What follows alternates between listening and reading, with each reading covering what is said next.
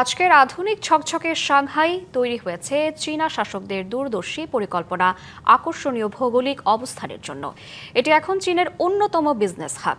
চীনা কমিউনিস্ট পার্টির ১৩ সদস্যের কংগ্রেস দিয়ে যে সিপিসির গোড়াপত্তন, সেই জাদুঘরও এই শহরেই অবস্থিত।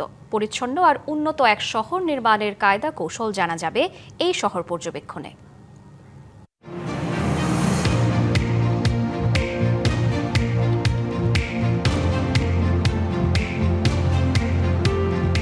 ৩০-এর দশকের আগে জনাকীর্ণ সাংহাই খোলস বদলাতে শুরু করে ৪০-এর দশক থেকে। পিপলস স্কয়ারে অবস্থিত আরবান প্ল্যানিং এক্সিবিশন সেন্টার যেন সেই গল্পই বলে। এই সুসজ্জিত নগর কি করে গড়ে উঠল এই এক্সিবিশন সেন্টারে তা বিভিন্ন রেপ্লিকার মাধ্যমে দেখানো হয়। গাছ শূন্য একটি শহর কি করে সবুজ হতে শুরু করে ধীরে ধীরে তা জানা যায় এই সেন্টারে এসে।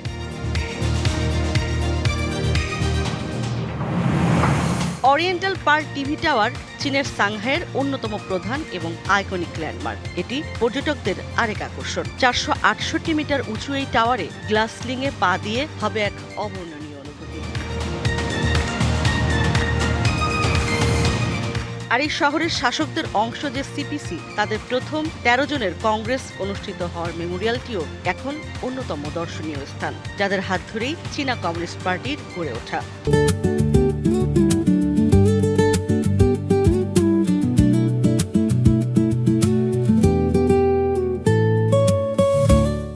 উনিশশো সালে এইখানে এই সাংহাই শহরের এই জায়গায় মোট ১৩ জন নেতৃবৃন্দ একটা কংগ্রেস করেন, মিটিং করেন। সেই মিটিংয়ের মাধ্যমে এই চীনা কমিউনিস্ট পার্টির জন্ম লাভ করে এবং এখানে তারপরে ১৯৪৯ সালে এই মাও সেতুংয়ের নেতৃত্বে, যাকে আমরা সবাই চেয়ারম্যান মাও হিসেবে জানি, তাদের নেতৃত্বে ওনার নেতৃত্বে একটা বিপ্লবের মাধ্যমে কমিউনিস্ট পার্টি ক্ষমতায় আসে। কংগ্রেসের মূল স্থান শপথ হল, প্রদর্শনী হলে এখন প্রতিদিন দর্শনার্থীদের ভিড়।